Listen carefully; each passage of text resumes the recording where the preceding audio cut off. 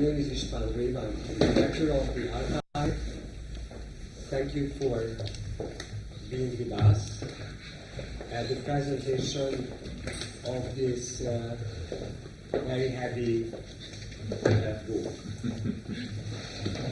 And I'm pleased for all sorts of reasons that this book presentation takes place here in the archive. And let me try to summarize what are the reasons behind this good feeling. First of all, the National Security Archive, which stands behind this book, whose distinguished director, Tom Blinken, is here, and where the other author of the author and editor of the book, Svetlana Savranskaya, works, is an institution which is very close to us. It's an amazing institution.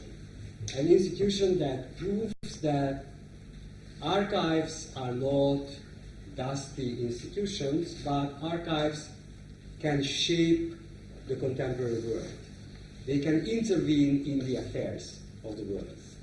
The National Security Archives is a very peculiar institution which came into existence as a result of a very important law, the Freedom of Information Act, which was passed in 1966. And this law makes it possible for the National Security Archive to force the government and governmental organizations, institutions, the presidential administration, the CIA, to disclose important documents, important for the public, documents which are important to know. And our knowledge about the world would be completely different without this act and without the activities of the National Security Archives. In a sense, the National Security Archives is not just a very good sister for us, but in a sense even formed or served as a model for us, how to make an archive relevant.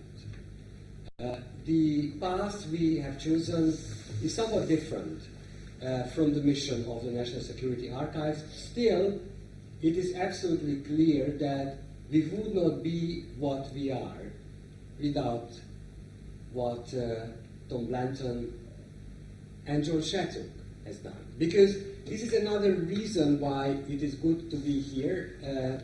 George Shattuck, as far as I know, was the first chair of the board of the National Security Archives, and it shows that there is a very close connection between the archives and the CEU today. But there is another connection here. If I'm not mistaken, John Shattuck started his distinguished career as the Freedom of Information Program Director at the American Civil Liberties Union, and used the Freedom of Information Act to disclose very important secret documents. Now, another good feeling is that some of the authors and personalities behind this venture are also with us here. Among them, Csaba Békés, the director of the History of the Cold War Institute here in Budapest, who was one of the participants of the original conference out of which this book grew out.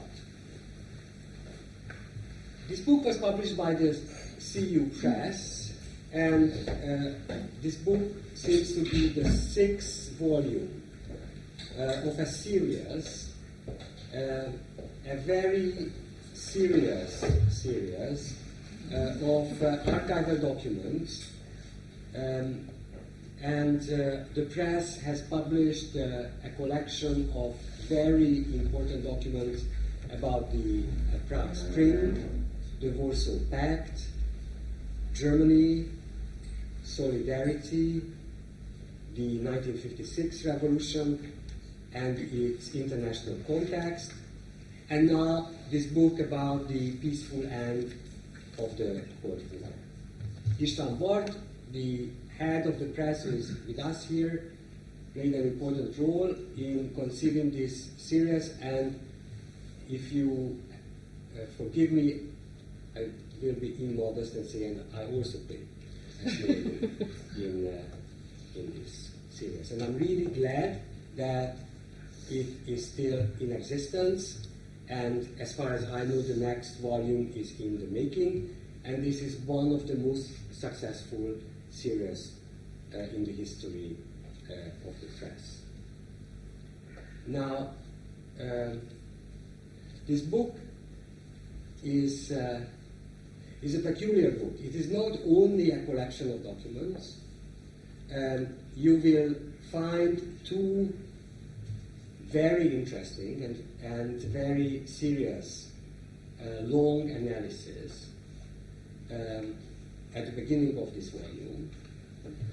First, an analysis about the context of the documents, the majority of which comes from the Gorbachev Foundation.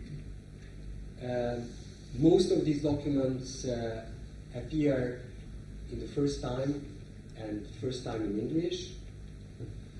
And there is a very interesting background analysis behind these documents. There is another very important analysis about the American context and the Soviet-American relations, which formed the background of this story. There is a very comprehensive chronology, and then there is a very long document, the minutes of a conference, where former government officials from both sides, Soviet officials, American officials, American ambassador in the Soviet Union at the time of these events, and scholars discussed these documents, and this gives additional very interesting perspective to the documents which you can read in this book.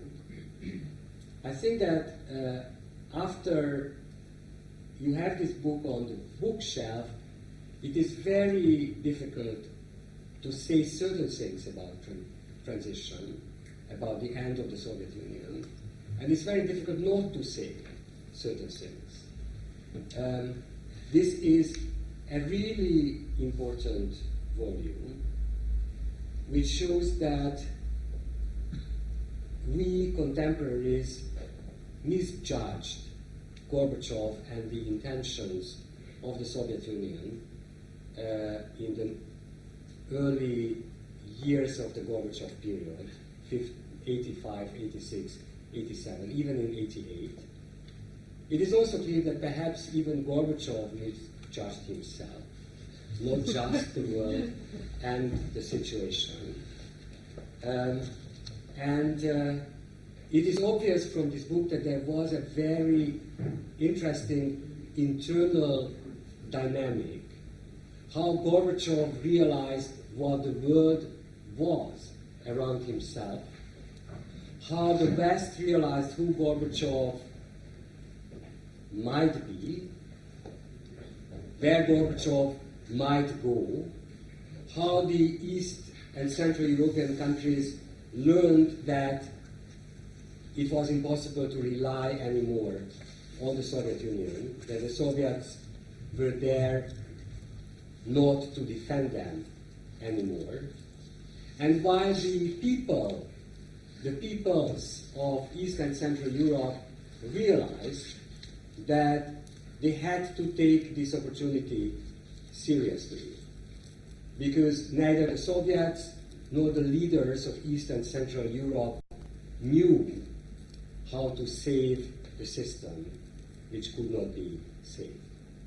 So it is a very important book, and we are honored that John Shattuck, who was not only the Freedom of Information program head at the American Civil Liberties Union, but served as Assistant Secretary of State in charge of human rights under the Clinton administration, and who is now the President and Director of the CEU, is with us and will say a few words about the background.